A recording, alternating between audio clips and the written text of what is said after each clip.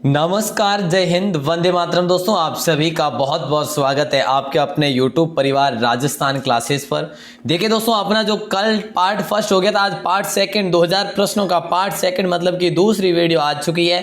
अब देखिए दोस्तों, ये सीरीज जो है 2000 तक चलने वाली है, तो आप सभी से एक ही निवेदन रहेगा, इस सीरीज में अगर जुड़ गए हैं तो बिल्कुल लास्ट तक बने रहना है आपको, ठीक है। दम खम लगा के लास्ट तक बने रहना है। राजस्थान जी के अपन इस प्रकार से 2000 प्रश्नों में विद एडवांस पढ़ने वाले हैं, प्रत्येक प्रश्न पर व्याख्या सहित पढ़ने वाले हैं। उम्मीद करूंगा दोस्तों आप सभी शिद्दत के साथ पढ़ते होंगे। और दोस्तों BSTC, PTT, वन रक्षक, LDC सभी के लिए मोस्ट इंपोर्टेंट जो कि है। और दोस्तों देखिए, पहला प्रश्न जो कि देखिए ये कल मैंने आपको दिया था कि भी कौन से लोक देवता को हिमाचल प्रदेश में बालकनाथ के रूप में जाना जाता है। तो ये प्रश्न मैंने आपको कल दिया था, जिसका आंसर आपको कमेंट सेक्शन में बताना था। बहुत सारे भाई बहनों ने बहुत बढ़िया एक्सप्लेन करके जो बताया था कमेंट सेक्शन में, बहुत बहुत बधाई आपको। देखिए, पाबू जी नहीं था इसमें, जो था राइट आंसर सी ऑप्शन था, रूपनाथ जी, ठीक है। और काफ़ी ने केसरीनाथ जी बताया, जैसे कि वो केसरीनाथ जी गलत था। तो देखिए रूपनाथ जी जो सही आंसर हो जाएगा। दोस्तों रूपनाथ जी जो थे ना, ये बूडो जी के पुत्र थे, कोलूमंड में इनका जन्म हुआ था। ये पाबू जी के कौन थे? ये पाबू जी के भतीजे थे। और इनको हिमाचल प्रदेश में बालकनाथ के रूप में पूजा जाता है, ठीक है, बालकनाथ के रूप में पूजा जाता है। और दोस्तों इन्होंने, रूपनाथ जी ने जिंदराव खींसी को मार कर जो अपने जो है किसकी, पाबू जी की है जो मृत्यु का बदला लिया था। याद रखना दोस्तों। अगला प्रश्न आपकी स्क्रीन पे, और पहला प्रश्न आज का, कानड़देव प्रबंध की रचना जो की थी वो किसके द्वारा की गई, ये आपको बताना है।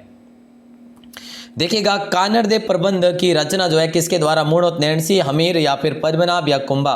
मोस्ट इंपोर्टेंट क्वेश्चन है। अब इसको अपन लॉक करें तो कौन से ऑप्शन को करें ताकि आपका बड़ा अच्छा शानदार होगा। मूणोत नैणसी दोस्तों राइट आंसर क्या सही है? नहीं साहब, पद्मनाभ हो जाएगा राइट आंसर। कानड़देव प्रबंध दोस्तों पद्मनाभ ने लिखी। तो दोस्तों मूणोत नैणसी ने, आपको याद होगा कि मारवाड़ा परगनारी विगत है, नैणसी ख्यात है, ये मूणोत नैणसी ने लिखे थे, ठीक है। मारवाड़ा परगनारी विगत और नैणसी ख्यात ये मूणोत नैणसी ने लिखी थी।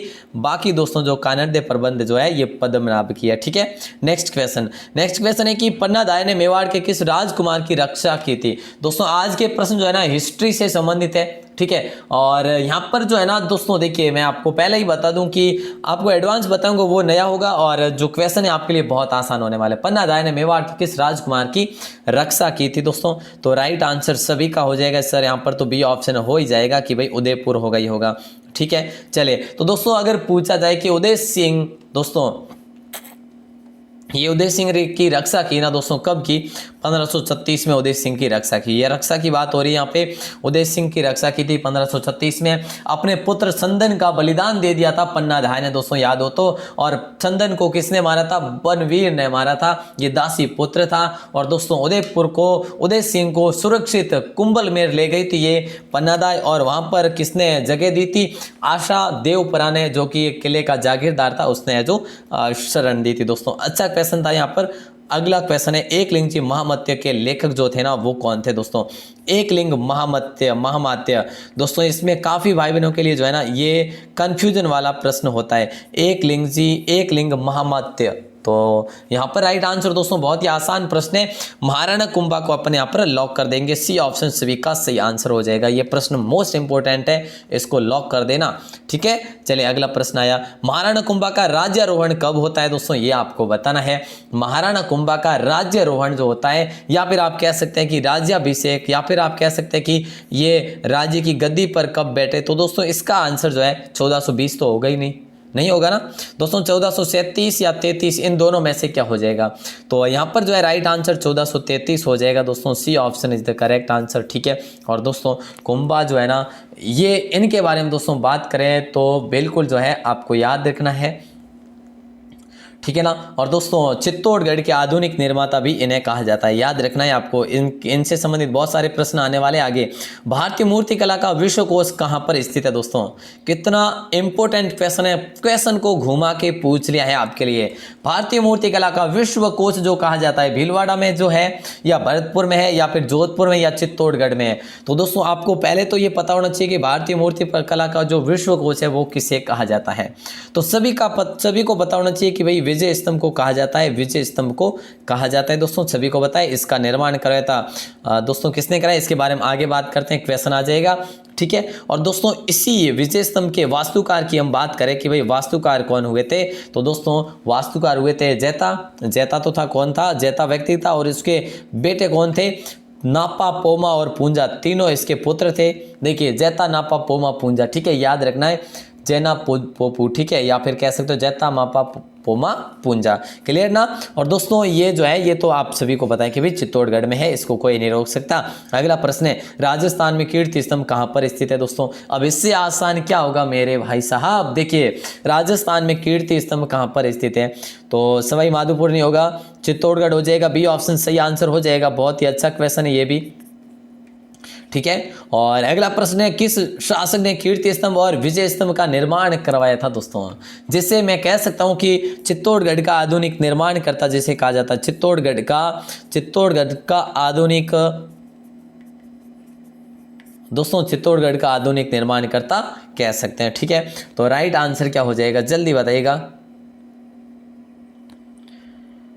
बिल्कुल साहब, राइट आंसर हो जाएगा सभी का, महाराणा कुंभा हो जाएगा। इन्हें दोस्तों कुंभकर्ण के नाम से भी जाना जाता है, महाराणा कुंभकर्ण, ठीक है, तो याद रखना, अच्छा क्वेश्चन है। और दोस्तों यहाँ पर देखिए एक और यहाँ पर एक क्वेश्चन बनता है कि कीर्ति स्तंभ प्रशस्ति भी हुई थी दोस्तों, कीर्ति स्तंभ प्रशस्ति भी हुई थी, जिसका दोस्तों निर्माण यहाँ पर सॉरी कह सकते हैं कि आप है जो रचयिता कह सकते हैं, इसके रचयिता दोस्तों कौन हुए, इसकी रचना किसने की, तो यहाँ पर दो प्रश्न बनते हैं कि इसकी रचना की बात करें तो दोस्तों कवि अत्रि ने इसकी रचना की थी, कवि अत्रि ने इसकी रचना की थी। अगर प्रश्न पूछ लिया जाए कि कवि अत्रि ने इसकी रचना की, लेकिन जब पूछा जाए कि भाई इसकी ये अधूरा रह गया था और कवि अत्रि की मृत्यु बीच में हो गई थी, तो इसको पूरा किसने किया, तो दोस्तों इसके पुत्र थे कवि महेश ने इसको पूरा किया था, किसको, कीर्ति स्तंभ प्रशस्ति को। वेरी वेरी इंपॉर्टेंट क्वेश्चन है, आगे बढ़ते हैं और नंबर 48 क्वेश्चन को देखते हैं। राजस्थान के किस जिले में खंभों का अजायब घर है? भाई साहब यहाँ पर उपनामों से आपसे प्रश्न पूछे जा रहे हैं, खंभों का अजायब घर किस जिले में है दोस्तों, फिर अपन इस पर डिस्कस करते हैं दोस्तों। इसे खंभों का वन भी कहा जाता है, खंभों का वन भी कहा जाता है, ठीक है, तो याद रखना, इंपॉर्टेंट क्वेश्चन है दोस्तों। और खंभों का वन हो गया, खंभों का अजायब घर हो गया, और इसे खंभों का मंदिर भी कहा जाता है दोस्तों, खंभों का मंदिर भी कहा जाता है। तो अब यहाँ पर आप सही से आंसर दे सकते हैं कि भाई राजस्थान में जो है ना ये खंभों का अजायब घर, ये तो रणकपुर को कहते हैं। कई काफ़ी भाई बहने जो है यहाँ पर सिरोही को करके आ जाएंगे कि सर ये तो दिलवाड़ा है, दिलवाड़ा नहीं होगा भाई साहब, रणकपुर हो जाएगा। और यहाँ पर दोस्तों रणकपुर जो है ये पाली में, कितना घुमा के प्रश्न पूछा है आपको, तो याद रखना क्वेश्चन जो है ना बड़े शानदार है। अजमेर नगर की स्थापना किसके द्वारा की गई साहब? अजमेर नगर की स्थापना दोस्तों किसके द्वारा की गई, ये आपको बताना है। वेरी वेरी इंपॉर्टेंट क्वेश्चन है दोस्तों। राइट आंसर की बात करें तो हो जाएगा क्या, देखिए दोस्तों यहाँ पर दो प्रश्न बनते हैं, एक तो है जो अजय राज और एक अजय पाल भी आता है ऑप्शन, ठीक है, अजय पाल। तो अजय पाल जो थे ना वो अजय राज से पहले थे, तो इन्होंने नहीं की थी नगर की स्थापना, नगर की स्थापना की उसके बाद राजधानी भी इसी को बनाया दोस्तों, ठीक है, और तारागढ़ दुर्ग का निर्माण भी कराया, ठीक है ना। तो दोस्तों यहाँ पर जो है अजय राज हो जाएगा राइट आंसर, क्लियर ना, अच्छा क्वेश्चन है। और दोस्तों अजय मेरू नाम से है जो उस समय अजय मेरू नाम से जो है स्थापना की थी, ठीक है। अब आपसे पूछा जाए कि कब स्थापना की, दोस्तों 1113 ईस्वी में इसकी स्थापना की थी, इंपॉर्टेंट क्वेश्चन है।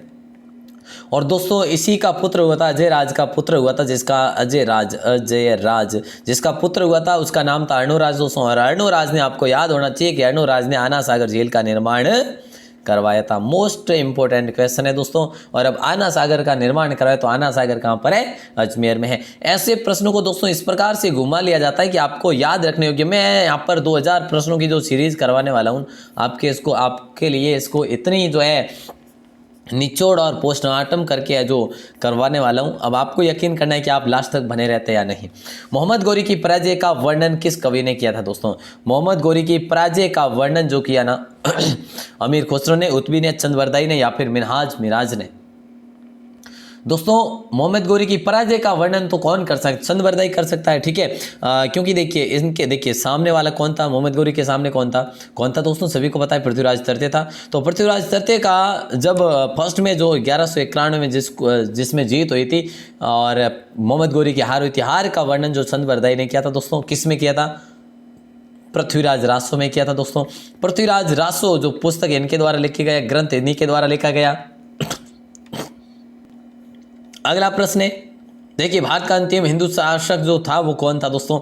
यहाँ पर प्रश्न क्या बनता है, एक प्रश्न बनता है कि राजस्थान का राजपूताने का अंतिम हिंदू प्रतापी शासक, जैसे आप कह सकते हैं सांगा, राणा सांगा को दोस्तों। यहाँ पर प्रश्न किया जा रहा है कि भारत का अंतिम हिंदू शासक कौन था दोस्तों। ये था 16वीं शताब्दी का शासक था। कब का? 16वीं शताब्दी का, जो कि आपको याद होगा दोस्तों हेमू, जहाँ पर हेमू ने ये विक्रमादित्य की दोस्तों उपाधि ली थी, ठीक है, जिसका नाम था हेमचंद्र भी था दोस्तों। इसने क्या किया था, अपने आप में विक्रमादित्य की उपाधि ली थी। और किसकी? विक्रमाजीत की उपाधि ली थी इसने दोस्तों, विक्रमाजीत की उपाधि ली थी। तो ये भारत का हिंदू शासक था अंतिम। और दोस्तों आपको याद होना चाहिए कि 5 नवंबर 1556 को जो युद्ध हुआ था, पानीपत का युद्ध, प्यारे दोस्तों, पानीपत का युद्ध 1556 में हुआ था, याद होगा ना। तो उस युद्ध में अकबर का जो सेनापति था बैरम खान और हेमू, दोनों के मध्य युद्ध हुआ था। इसमें हेमू जो हार गया था और हेमू को जो है अकबर के समक्ष जो है पेश भी किया गया था। चलिए, तो यहाँ पर है जो राइट आंसर गया। अब अपना 52 नंबर प्रश्न क्या पूछा जा रहा है, किस प्राचीन ग्रंथ में बैराट का उल्लेख मिलता है दोस्तों। देखिए दोस्तों, आपके लिए इतना शानदार कंटेंट दे रहा हूं, आप शेयर किया करो, है ना। आप एक दिन शेयर करते हैं, दूसरे तीसरे चौथे दिन शेयर नहीं करते हैं, तो शेयर वगैरह कर दिया करो, आपके ही क्लासेज है, ठीक है। तो देखिए किस प्राचीन ग्रंथ में बैराट का उल्लेख मिलता है। तो दोस्तों यहाँ पर राइट आंसर आपको बताना होगा। और ये प्रश्न आपका इंडिया जीके का नहीं भाई साहब, ये आपका बैराट कहाँ पर है, बैराट कहाँ पर है, विराटनगर। विराटनगर दोस्तों जयपुर है। तो भाई साहब कौन नहीं कर सकते, विराटनगर जो कि जयपुर है, तो कौन नहीं कह सकते, ये राजस्थान जी के क्वेश्चन नहीं है। तो दोस्तों महाभारत यहाँ पर राइट आंसर होगा। किस प्राचीन ग्रंथ में बैराट का उल्लेख मिलता है, तो महाभारत में मिलता है प्यारे दोस्तों। और महाभारत के रचयिता की बात करें कि महाभारत जो पुस्तक लिखी गई, ग्रंथ लिखा गया, इसके रचयिता की बात करें तो इसकी रचना किसने की थी दोस्तों। आज सुबह ही मैंने आपके लिए प्रश्न पूछा था, इसकी रचना किसने की थी। एक दो भाई बहनों ने बताया था आंसर, बाकी ने किसी ने नहीं बताया। तो ऐसे बताइएगा, आंसर बताते रहना है आपको। वेद व्यास ने इसकी रचना की थी। अगला प्रश्न आता है 53, राजस्थान में किस नदी के किनारे पर कालीबंगा के अवशेष मिले हैं। कितनी बार पढ़ा होगा आपको दोस्तों। जैसा कि मैं आपको बता दूं दोस्तों, इस नदी को पाकिस्तान में आकरा के नाम से जाना जाता है। पाकिस्तान में फोर्ट अब्बास तक ये, जब अगर बाढ़ आ जाती है तो ये फोर्ट अब्बास तक चली जाती है और इसको पाकिस्तान में आकरा के नाम से जाना जाता है दोस्तों। और हनुमानगढ़ में ये मुख्य तो दोस्तों निकलती है, ठीक है ना। और दोस्तों अगर बात करें इस नदी की प्राचीन नाम की, तो सरस्वती इसका प्राचीन नाम है दोस्तों। और इसको मृत नदी के नाम से भी जाना जाता है। कितने सारे क्लियर हो गए साहब, राइट आंसर घग्गर घग्गर घग्गर हो जाएगा, ठीक है। और दोस्तों घग्गर के पाट को हम नाली कहते हैं दोस्तों। और वहीं पर गंगानगर में इसी के नाम पर दोस्तों भेड़ का नाम पड़ा है नाली। नाली जो नस्ल की भेड़ है ना, सुना होगा। तो दोस्तों इस प्रकार से आपको है जो इस प्रकार से इतने संग्रह को इकट्ठा करना है कि हम जो है यहाँ से जब क्लियर करें ना तो वापस देखने की जरूरत तक ना पड़े। अगला नेक्स्ट क्वेश्चन आपकी स्क्रीन पे आ चुका है। देखिए राजस्थान का कौन सा शिलालेख विश्व का सबसे बड़ा शिलालेख है। विश्व का सबसे बड़ा दोस्तों यहाँ पर ये प्रशस्ति है, ठीक है। प्रशस्ति कहो या फिर शिलालेख कहो, एक ही चीज है। सबसे प्राचीन की बात करें ना तो अपन जरूर बात करेंगे उसके बारे में दोस्तों, बर्ली का शिलालेख है, ठीक है। अब आपको दोस्तों देखिए इसमें राइट आंसर बताना कौन सा शिलालेख विश्व का सबसे बड़ा प्रशस्ति या बड़ी जो है राज प्रशस्ति हो जाएगा दोस्तों। और राज प्रशस्ति भाई साहब कहाँ पर है, 25 शिलाओं पर दोस्तों उत्कीर्ण है ये राज प्रशस्ति, याद है ना आप सभी को। तो दोस्तों देखिए 9 चौकी पाल पर है। 9 चौकी पाल पर कौन सी झील पर है दोस्तों, बताइएगा, जल्दी बताइएगा कौन सी झील पर है। कमेंट सेक्शन में आपको बताना है, यहीं पे है ना, तो जल्दी बताइएगा, फिर अपन आगे बढ़ते हैं। और जो भी भाई बहन यहाँ पर बता रहे हैं उनका आभार रहेगा। अगला प्रश्न, चित्तौड़गढ़ के दुर्ग का निर्माण किसने करवाया था भाई साहब। अब आपको मैं यहाँ पे, आपके लिए टफ नहीं है, आपके लिए आसान है, लेकिन मैं आपको कठिन में बताऊंगा कि भाई इसका निर्माण करवाया था 8वीं सदी में, ठीक है। कब हुआ था इसका निर्माण दोस्तों, 8वीं सदी में हुआ था। किस पठार पर हुआ दोस्तों, मेसा के पठार पर इसका निर्माण हुआ। मेसा के पठार पर दोस्तों प्रश्न पूछा जाएगा आपको कि ये किस नदी के मुहाने हुआ इसका निर्माण, तो दोस्तों गंभीरी वे बेड़च नदी के किनारे या फिर मुहाने जो इसका निर्माण करवाया गया। तो दोस्तों राइट आंसर आप सभी का हो जाएगा चित्रांगद मौर्य। दोस्तों कुमारपाल ग्रंथ, कुमारपाल में इसका वर्णन मिलता है, ठीक है। चित्रांग या फिर चित्रांगद या फिर चित्रांग, ठीक है, ये वर्णन मिलता है कुमारपाल में। और दोस्तों याद रखना कि इस दुर्ग का निर्माण, सर्वाधिक निर्माण किसने करवाया, अधिकांश निर्माण इस दुर्ग का किसने करवाया, तो कुंभा ने करवाया मेरे भाई साहब। अच्छा क्वेश्चन है, सभी भाई बहन हैं, ध्यान रखेंगे। और वंश भास्कर कृति किस कवि की है भाई साहब, ये बताना है दोस्तों। मज़ा आ जाएगा ये 2000 प्रश्नों की अगर आप सीरीज पढ़ते हैं तो। बस मेरा साथ बना रहे लास्ट तक आपका, तो बिल्कुल आपको 2000 कंप्लीट करके बताऊंगा। 2222 करके बता दूंगा दोस्तों, अगर आप मेरे साथ रहते तो, लास्ट तक बने रहते तो। अगर साथ नहीं होगा तो भाई साहब बीच में भी थक सकते हैं ना, साथ रहना है। वंश भास्कर कृति किस कवि की है, तो यहाँ पर राइट आंसर की अगर हम बात करें तो राइट आंसर सभी का हो जाएगा कि सर ये तो सूर्यमल मिश्रण है, और ये राज्य कवि है राजस्थान के क्या है, ये राज्य कवि है। ये सर ये तो है जो राम सिंह के दरबारी कवि नहीं थे क्या, बिल्कुल बूंदी के राम सिंह के दरबारी कवि थे दोस्तों। और क्या चाहिए आपको, और बता दूं दोस्तों, पिंगल काव्य में ये है जो लिखा हुआ है, क्या ये जो वंश भास्कर है पिंगल काव्य में लिखा हुआ है। और दोस्तों इसमें किसका वर्णन है, तो दोस्तों बूंदी राज्य का वर्णन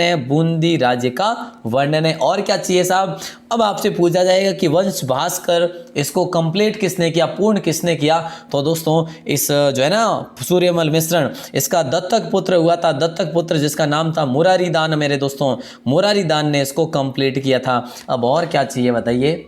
और दोस्तों बता दूं, वीर सतसई एक महत्वपूर्ण पुस्तक है, वो भी इन्हीं की कृति है, वो भी याद रख लेना। और आगे बढ़ते हैं, आइएगा नंबर 57 प्रश्न आपकी स्क्रीन पे, आनंद आ जाएगा भाई साहब। मेवाड़ के किस शासक को भीष्म पितामह कहा जाता है, बताइए इससे आसान क्या हो सकता है आपके लिए।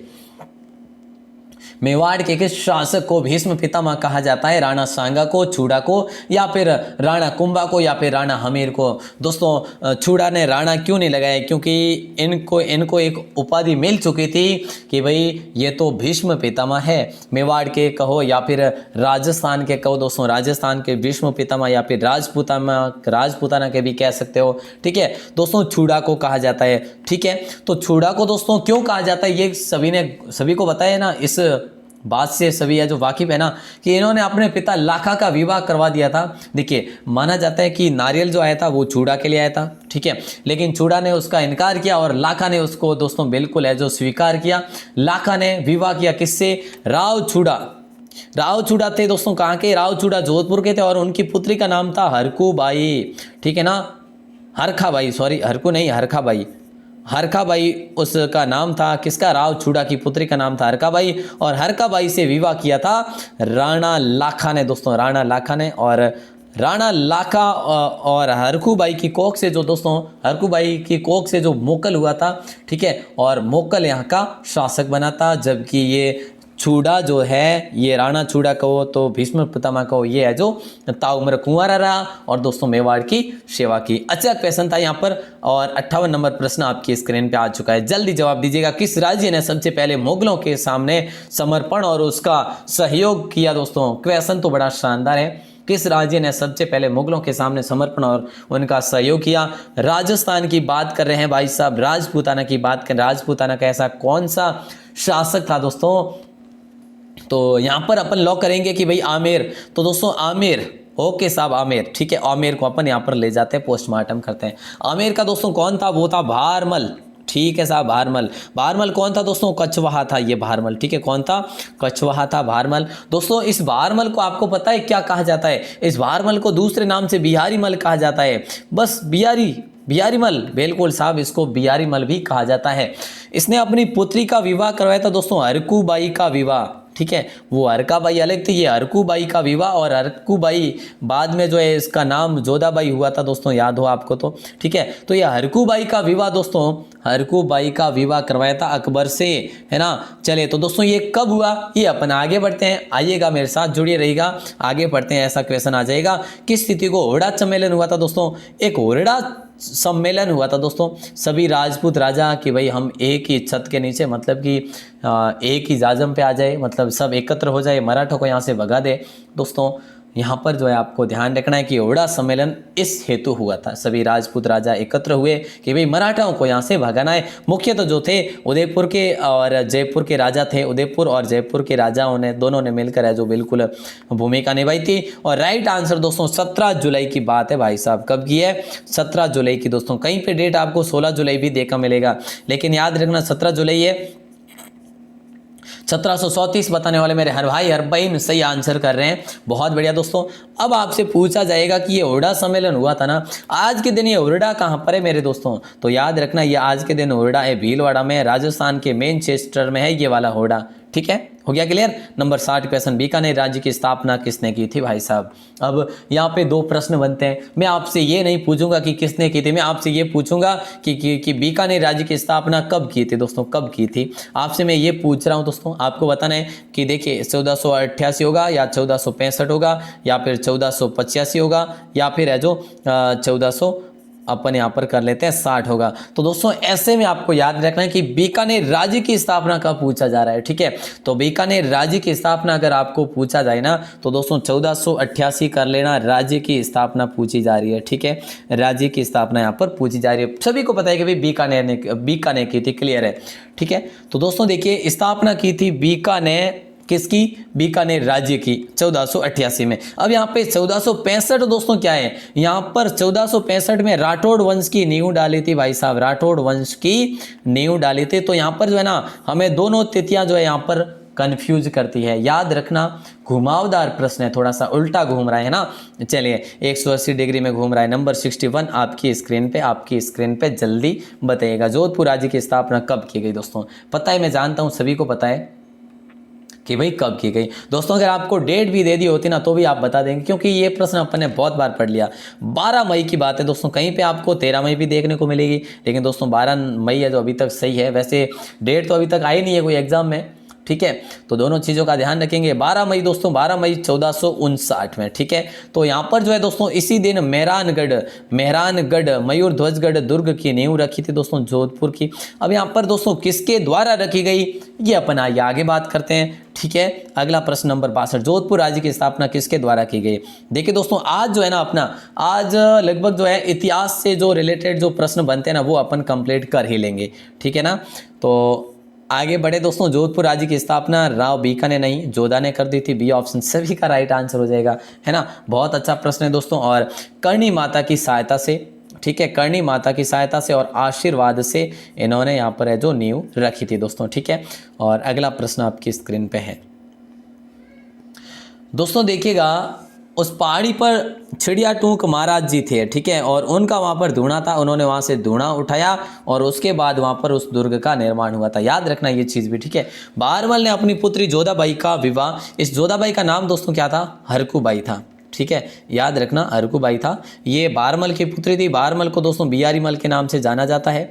तो विवाह जो है ना अकबर के साथ किया था, मैं बता चुका हूँ कि भाई किया था। ठीक है, लेकिन कब किया दोस्तों, देखिए संधि भी की थी और विवाह। ठीक है, संधि की, पहले तो संधि दोस्तों की ना ये किसकी सहायता से, सख्ताई खान ने इनको उल्लू बनाया, सख्ताई खान ने, कि भाई अकबर से है जो अधीनता स्वीकार कर लो और आपको मतलब कि माला माल कर देंगे। तो बहारमल ने है जो बिल्कुल कर ली थी अधीनता स्वीकार। तो यहाँ पर क्या हुआ, 1562 में दोस्तों अधीनता स्वीकार की और जस्ट उसी वर्ष में जो है अपनी पुत्री हरकूबाई का विवाह, जोधाबाई का विवाह भी अकबर से करवा लिया गया। मतलब कि राजपूताना में वैवाहिक संबंध स्थापित करने वाला पहला शासक बना था ये। चलिए आगे बढ़ेंगे और अगले प्रश्न को देखेंगे। अगला प्रश्न है दोस्तों बहुत ही आसान, बहुत आसान है ये भी, कि सर इतने आसान प्रश्न, हाँ जी बिल्कुल है, लेकिन कहीं ना कहीं आपको नए प्रश्न देखने को मिलेंगे, जैसे जिस प्रकार कल आपने देखे थे।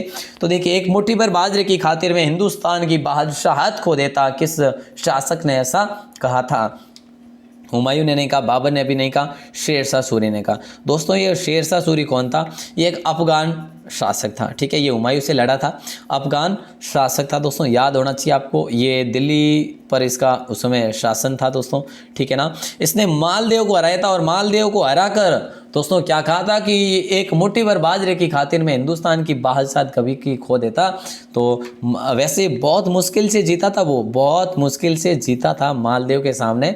मालदेव दोस्तों जो है ना ये जोधपुर का शासक था। अब ये जो इन दोनों के बीच में युद्ध कहलाया ना, वो युद्ध क्या कहलाया, तो दोस्तों पहले तो अपन देखते हैं कि युद्ध हुआ कब, 1544 में। अब डेट का पूछा जाए कि भाई 5 जनवरी 1544 में ये युद्ध होता है। अब इस युद्ध को दोस्तों गिरी सुमेल का युद्ध भी कहते हैं, गिरी सुमेल का युद्ध भी कहते हैं इसे, और एक दोस्तों जैतारण का युद्ध भी कहा जाता है इसे, जैतारण का युद्ध भी कहा जाता है। तो दोस्तों याद रखना, इंपॉर्टेंट क्वेश्चन है, बहुत ही अच्छा क्वेश्चन है। यहाँ पर जो एडवांस बताऊँ ना उस पर बिल्कुल फोकस करना, अपना माइंड जो है एक जगह एकत्रित रखना ताकि ये जो बिल्कुल अच्छे से समझ आ जाए। नंबर 65 क्वेश्चन, मालदेव को भारत का महान पुरुषार्थी राजकुमार किसने कहा था भाई साहब? ये तो अपने पढ़ा कि हस्मत वाला शासक इनको कहा गया, हस्मत वाला शासक इनको कहा गया। तो भाई साहब किसने कहा था इनको हस्मत वाला शासक? अबुल फजल ने कहा था। और क्या कहा था अबुल फजल ने? और भी कहा था अबुल फजल ने कहा ये तो फरिश्ते थे। क्या थे? राजस्थान या राजपूताना के लिए ये तो एक प्रकार के फरिश्ता थे। लेकिन आपको बताने की बात का महान पुरुषार्थी राजकुमार कहा था दोस्तों भारतीय इतिहासकारों ने। नहीं, अबुल फजल नहीं होगा, राणा प्रताप भी नहीं होगा, अल बदायूनी हो जाएगा राइट आंसर दोस्तों। क्या हो जाएगा? अल बदायूनी राइट आंसर हो जाएगा। अच्छा क्वेश्चन था। महाराणा प्रताप की मृत्यु किस स्थान पर हुई थी दोस्तों? ये आपको बताना। कितना इंपॉर्टेंट क्वेश्चन हो सकता है भाई साहब। अब देखिए यहाँ पर आपके लिए प्रश्न बनता है यहाँ पर, और क्या बनता है कि भाई मृत्यु जो होती है इनकी कब होती है? तो दोस्तों आप सभी को पता है कि भी जनवरी में होती है। कब होती है? जनवरी में 1597 में, ठीक है। और दोस्तों इनकी मृत्यु जनवरी में होती है। तो आपसे पूछा जाएगा इनका अग्नि संस्कार कहाँ पे हुआ? तो बारडोली में हुआ दोस्तों। ये पूछा जाए या ना पूछा जाए, लेकिन ये तो पूछ सकते हैं ना कि इनकी छतरी कहाँ पर बनी हुई है मेरे प्यारे दोस्तों। तो इनकी छतरी जो है बारडोली में बनी हुई है। याद रखना, इंपॉर्टेंट क्वेश्चन है। अब यहाँ पर जो है ना चावंड में दोस्तों महाराणा प्रताप की मृत्यु होती है। ये देवलोक गमन हो जाते हैं चावंड में, ठीक है। नेक्स्ट क्वेश्चन आया, निम्न में से कौन सा क्रांतिकारी राजस्थान का नहीं है भाई साहब? इनमें से कौन सा क्रांतिकारी राजस्थान का नहीं है दोस्तों? बताना है, जल्दी बताइएगा। प्रताप सिंह बारड तो है साहब। गणेश देवस्कर नहीं है ना। रामनारायण चौधरी भी है, अर्जुन लाल सेठी भी है, तो सारे के सारे हैं। गणेश देवस्कर नहीं है दोस्तों। तो आपसे पूछा जाएगा मतलब कि अपने ही लेवल में, इंडिया जी के लेवल में, कि गणेश देवस्कर थे कहाँ के? तो दोस्तों ये महाराष्ट्र के थे, महाराष्ट्र के थे। ये क्रांतिकारी थे, ये कवि भी थे, ठीक है। और दोस्तों बात करें तो ये रत्नागिरी जिले के, महाराष्ट्र के रत्नागिरी जिले के मूल निवासी थे। क्लियर ना? चले आगे बढ़ते हैं। नंबर 68, और यहाँ पर आपसे पूछा जा रहा है भाई साहब कि वह कछवाहा शासक कौन था जिसने मेवाड़ के महाराणा राजा सांगा के साथ मिलकर बाबर से लड़ाई की थी? कब की बात है भाई साहब? 1526 की बात है, ठीक है। मतलब कि राणा सांगा के साथ मिलकर जो है कब दोस्तों ये बाबर ने लड़ाई की थी? बाबर से मतलब लड़ाई की थी बारमल ने। बारमल कैसे हो सकता? नहीं, भीमसेन नहीं होगा दोस्तों, पृथ्वीराज कछवा हो जाएगा, सी ऑप्शन। अपन पढ़ चुके हैं दोस्तों इसके बारे में, मोस्ट इंपोर्टेंट क्वेश्चन है और बिल्कुल है जो हिस्ट्री में अपन ने इसके बारे में पढ़ा भी था। अब अगला प्रश्न देखते हैं, नंबर 69 की। दिलवाड़ा में आदिनाथ मंदिर है ना, आदिनाथ जो जैन मंदिर है दोस्तों, ये जो है ना ये किसके द्वारा निर्माण करवाया गया? विमल शाह के द्वारा, शंकर पाल के द्वारा, तेजपाल या वस्तुपाल? दोस्तों बहुत आसान है। अब आपसे यहाँ पर पूछा जाएगा कि दिलवाड़ा है कहाँ पर? तो दोस्तों सिरोही में है। किसको नहीं पता कि भाई दिलवाड़ा कहाँ पर है? सभी को पता है दिलवाड़ा जो है सिरोही में दोस्तों, ठीक है। तो विमल शाह के द्वारा इसका निर्माण करवाया गया। 70 नंबर प्रश्न आपसे पूछा जा रहा है, मोस्ट इंपोर्टेंट क्वेश्चन है दोस्तों, ठीक है ना। सारे के सारे दोस्तों नए टाइप करके लेकर आ रहा हूँ यहाँ पर, है ना, जो इंपोर्टेंट है। 1309 ईस्वी में अलाउद्दीन खिलजी ने जालोर के किस शासक को पराजित किया था? 1309 ईस्वी की बात है दोस्तों। इसमें अलाउद्दीन खिलजी ने जालोर के किसको? कानरदे को, रतन सिंह को, शीतलदे को या फिर अमीर सिंह को? तो याद रखना मेरे प्यारे दोस्तों, कानरदे को है जो यहाँ पर क्या किया था, हराया था। और दोस्तों याद हो तो कानरदे स्वयं जो है गद्दी पर कब बैठे थे? राज सिंहासन पर 1305 में ये शासक बने थे, आपको याद होना चाहिए, ठीक है। और दोस्तों देखिए कानरदे के पुत्र भी हुए थे वीरमदेव, ठीक है। और ये दोनों वीर गति को प्राप्त हो गए थे इसी युद्ध में, इस 1309 वाले युद्ध में अलाउद्दीन खिलजी ने यहाँ पर युद्ध किया था, याद होना चाहिए दोस्तों, ठीक है ना। और आज का प्रश्न मैं आपको दे दूं दोस्तों, आज का प्रश्न देखते हैं क्या है। आज का प्रश्न है, देखिए दोस्तों याद रखना 70 सीरीज आ चुकी है, ठीक है। अब आज का प्रश्न आपका ये रहेगा कि श्री कृष्ण शरणम गम श्री कृष्ण शरणम गम मंत्र किस संप्रदाय का है, ये आपको बताना है। तो देखिए दोस्तों इसका राइट आंसर इसके अंदर लाइव सेक्शन में नहीं बताना है, आपको बाहर आके कमेंट सेक्शन में बताना है, ठीक है। कमेंट सेक्शन में बताना है ताकि मुझे भी पता चले कि आपका कितना ज्ञान जो है बढ़ रहा है। श्री कृष्णम शरणम, कृष्ण शरणम गम मंत्र किस संप्रदाय का? रामचरित, गौड़ीय, वल्लभ, वैष्णव? बता दीजिएगा राइट आंसर दोस्तों बिल्कुल, और बाहर आके कमेंट सेक्शन में। और दोस्तों और जो है ना यहाँ पर अपन अगले प्रश्न जो पढ़ने वाले हैं 71 से आगे पढ़ेंगे कल, ठीक है। तो 2000 प्रश्नों की सीरीज है, बता चुका हूँ, बार बार कह रहा हूँ दोस्तों।